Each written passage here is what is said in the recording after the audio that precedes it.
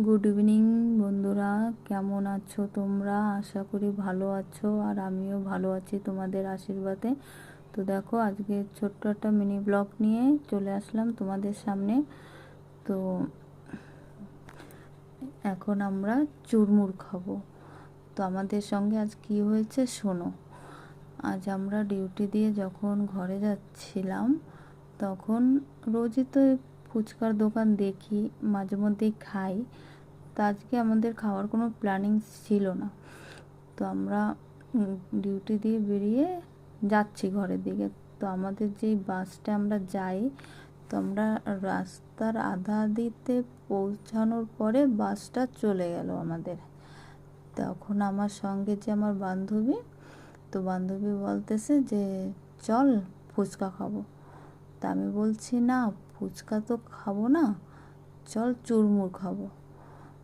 তো চুরমুরটা প্রথমবার, আগে একবার খেয়েছি তো ভালো লাগছে, তো তার জন্য আমি বলছি চুরমুর খাবো, ফুচকা খাবো না। তো দেখো, ফুচকা চুরমুরটা বারে বারে ফুচকা চলে আসে। তো চুরমুরটা কি করে বানায়, তো আমরা মাসিমাকে বললাম যে মাসিমা একটু জলদি করো, কেন কি আমাদের একটা বাস চলে গেছে। তো আরেকটা বাস যদি আমাদের চলে যায় তো আমাদের অনেক লেট হয়ে যাবে ঘরে যেতে যেতে।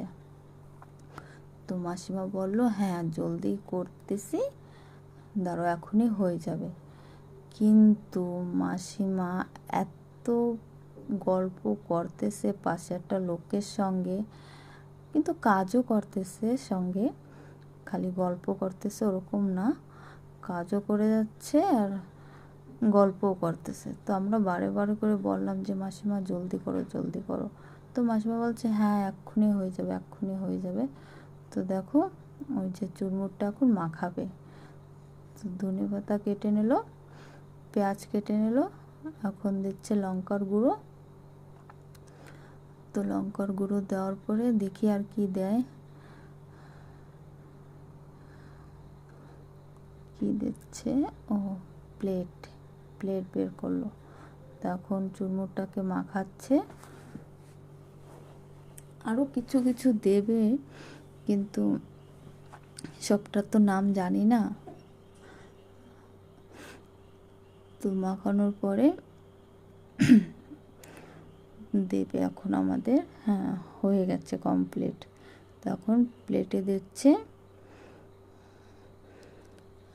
তো খেয়ে বলবো বন্ধুরা কেমন লাগে।